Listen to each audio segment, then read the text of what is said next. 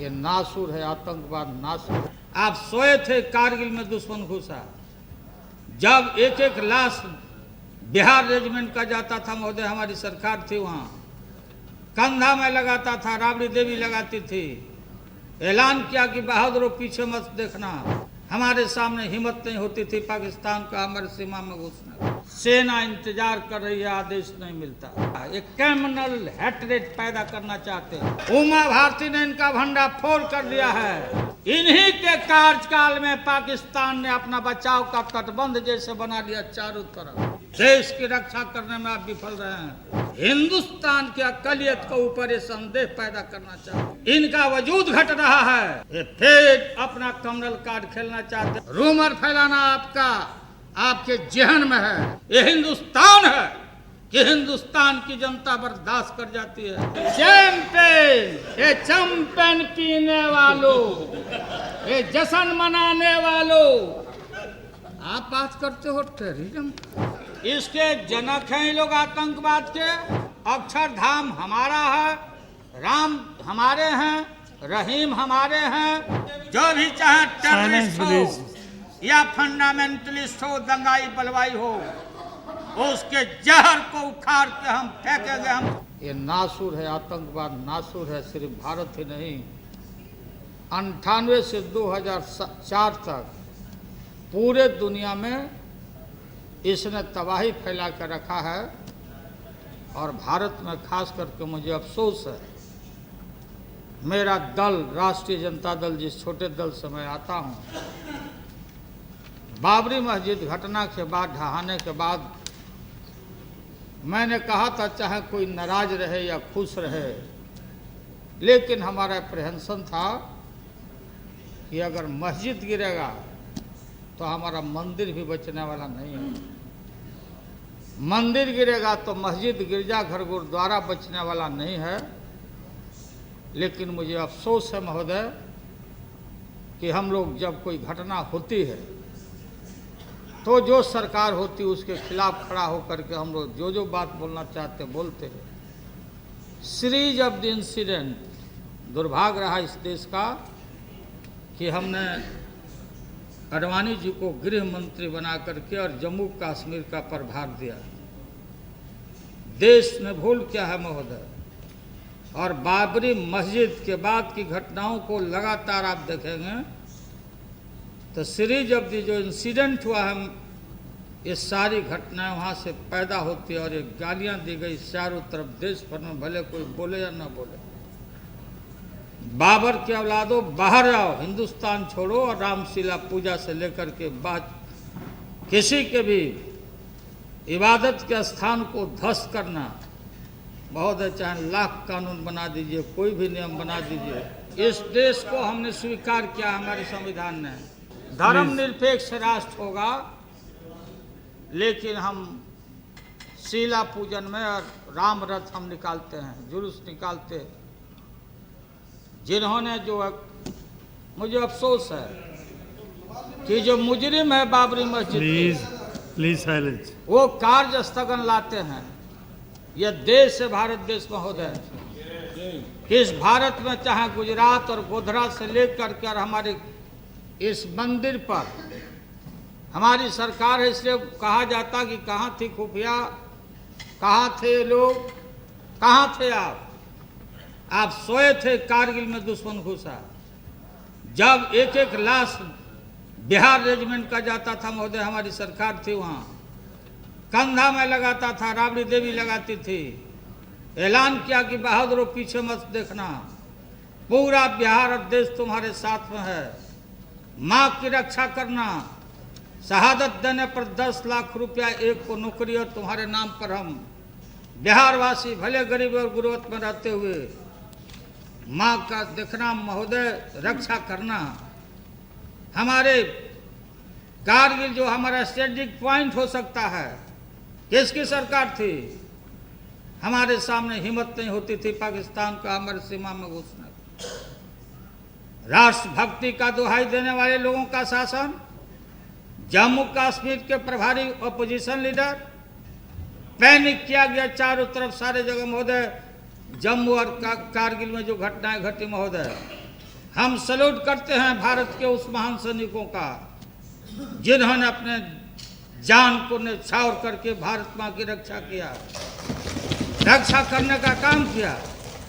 जिस बफर तोप की आलोचना हुआ करती थी महोदय, जिसमें कमीशन की चर्चा होती थी, अगर वो बफर तोप नहीं होता तो न जाने हम नहीं होता, वहां पर बचाव का काम नहीं करता। मैंने सेना के एक अफसर से पूछा कि आखिर ये कब तक 100 आता रहेगा।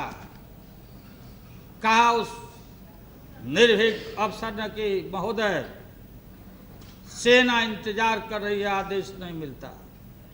हाल ही में गया था महोदय, अभी बाघा चौकी पर मैं गया था परिवार के साथ। शाम को जो कार्यक्रम होता है दोनों तरफ के लोग खड़े रहते, बीएसएफ के अफसरों ने ले जाके दिखाया कि कैसे हम सीमा की रक्षा करते हैं। महोदय हमने देखा, लोगों ने वहां बताया, शासन इनका आर पार लगातार घटनाएं घटी। इन्होंने कहा कि इस बार आर पार कर देंगे, लड़ाई हो जाएगा, इस बार पार कर देंगे। अब आर छोड़ के पार हो गए। और यह आतंकवाद से लड़ने का एक कम्युनल हेट्रेड पैदा करना चाहते। पूछिए, खुराना जी ने इनका भंडा फोड़ कर दिया है। खुराना ने, उमा भारती ने इनका भंडा फोड़ कर दिया है। अब ये कहाँ घूम रहे हैं? बेलना चौकी लेके घूम रहे हैं, घंटी बजा रहे हैं, देखा गया होगा। कोई थाली पीट रहा है, पितरिया थाली पीट रहा है देता इनके। देहात में हम लोग के घर में बच्चा पैदा होता था तब थाली हम लोग पीटते थे। क्या स्वरूप बना रहे हैं, क्या राह दिखा रहे हैं आप महोदय। सीमा पर जाके देखे, आप तो हैं वहां के बगल के बॉर्डर के हैं महोदय। इन्हीं के कार्यकाल में पाकिस्तान ने अपना बचाव का तटबंध जैसे बना लिया चारों तरफ। हमारे सीमा में वायर और उसी पीरियड में, इनके पीरियड में उसने बचाव का काम अपना कर दिया तटबंधों पे। विजिबिलिटी नहीं है, हमारा सैनिक खड़ा होता तो हम देख नहीं सकते हैं। देश की रक्षा करने में आप विफल रहे हैं महोदय। जो घटना कराते हैं, आतंकवादी घटना, जो इस तरह की गतिविधि में लगे हुए हैं, आज तो गजब डेंजरस बात आडवाणी जी ने कहा है महोदय, इसको तो कम से कम निकाल देना चाहिए। इन्होंने कहा कि अब पाकिस्तान से टेररिस्ट नहीं आ रहा है, वहां से आतंकवादी नहीं आ रहे हैं, वहां का दोस्त नहीं है, अब यहां से आ रहे हैं, मैंने भारत से आ रहे हैं, पाताल लोक में से आ रहे हैं। ये क्या बताता है? हिंदुस्तान की अकलियत के ऊपर ये संदेह पैदा करना चाहते हैं। कम्युनल बायस है इनका। जब इनका वजूद घट रहा है, ये फिर अपना कम्युनल कार्ड खेलना चाहते हैं, जबकि सरकार और विपक्ष मिलकर सबको एक होकर के आतंकवाद के खिलाफ हिंदुस्तान की जनता को कॉन्फिडेंस में लेके इनको कुचलने की कार्रवाई करनी चाहिए। फिर दोषारोपण करने में लगे हुए हैं हमारी सरकार का, हम इसका परवाह नहीं करते हमारे रास्ते। Thank you. प्रधानमंत्री मनमोहन सिंह जी और सोनिया जी और हमारी सरकार, हम सभी यूपीए में बैठे हुए लोग, ये सरकार हमारी चलेगी 5 साल और फिर आगे चलेगी। ये अफवाहों से काम नहीं चलता कि कैबिनेट में कहा कभी कोई कैबिनेट में मैं जिम्मेवारी के साथ बोलता हूँ, किसी भी मंत्री की ऐसी बात नहीं रही कि कोई हिंदुस्तान में हिंदू बन के मुसलमान ऐसा काम किया। ये आप अफवाह फैलाते हो, रूमर फैलाना आपके जहन में है। हिंदुस्तान के रखवालों की बात करते हैं महोदय।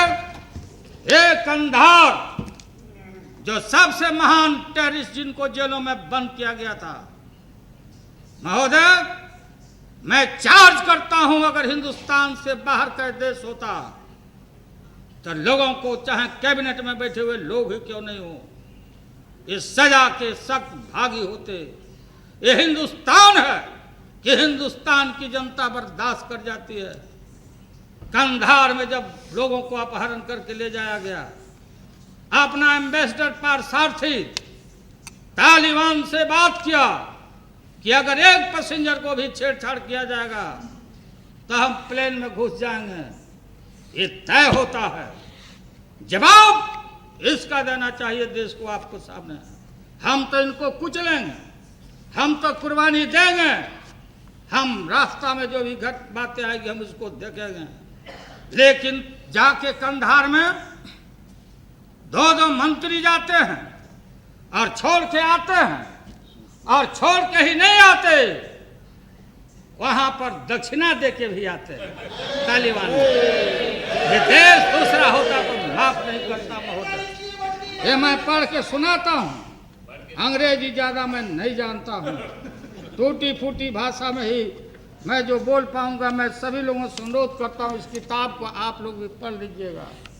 बाबरी मस्जिद गुजरात का भी इसमें है। आपके मंत्री जी ने कहा महोदय, it was a most trouble period this Christmas 99 to 31 December 99 by the time I reach home। बोलते वहां से छोड़ के आए, दक्षिणा दे के जब आए, जब हम घर पहुंचे and share a glass of champagne है कि चैंपेन? ये चैंपेन पीने वालों, ये जश्न मनाने वालों, आप बात करते हो टेररिज्म। डेंजरस टेररिस्ट को आपने छोड़ करके नगद नारायण देते और शैंपेन पीते हो कि हम छोड़ाए। ये पब्लिक डॉक्यूमेंट है। अब उस समय कैबिनेट मिनिस्टर थे, सरकार में थे, इसको कोट कर रहे हैं। अगर ये गलत बात हो तो हमारे ऊपर जो भी कार्रवाई करना आप करिए। मैं जिम्मेवारी के साथ में कोट किया जो पड़ा हुआ। इसके जनक हैं ये लोग आतंकवाद के। पूरा इनके जहन में है कम्युनलाइज करना मुल्क को। सरकार को सहयोग करना चाहिए था। अक्षरधाम हमारा है, राम हमारे हैं, रहीम हमारे हैं, कबीर हमारे हैं, लेकिन ये उनके नहीं हैं। ये जो कमीशन बैठा वो कमीशन का नाम है लिम्राहन कमीशन। अडवाणी जी की आदत है बार बार रथ निकालते हैं। महोदय, ये हम हिंदुस्तान के संसद के माध्यम से जो हम हमारे हिंदुस्तान के अंदर जो भी तत्व, जो भी चाहे टेररिस्ट हो या फंडामेंटलिस्ट हो, दंगाई बलवाई हो, उसके जहर को उखाड़ के हम फेंकेंगे। हम और चाहे जो भी है घटना में जो तल्लीन है, अब गोधरा में और गुजरात के दंगा के बाद जो आने वाले हैं, सख्त से सख्त हिंदुस्तान की जनता सजा देगी। हम घोटना टेकने वाले नहीं हैं, हम रगड़ मारेंगे। हम हिंदुस्तान ने बहुत सी कुर्बानियां देखी है और ये लोग दंगा कराना चाहते, बवाल कराना चाहते। इनको कोई मतलब नहीं है कि इस आतंकवाद से लड़ा जाए, कोई भी हिम्मत नहीं है इनको। इसलिए ये बेवजह ऑन कॉल फॉर इस तरह की बातों को लाते हैं महोदय। इसलिए मैं सदन से मांग करता हूं, अपील करता हूं कि खारिज करिए इनका जो है, गिराइए इनके जो एडजर्नमेंट मोशन है, इसमें कोई दम नहीं है। ये सब जगह से थक मर के घूम के आए हैं यहाँ पर अखबार में स्थान प्राप्त करने के लिए, इसलिए इनको खारिज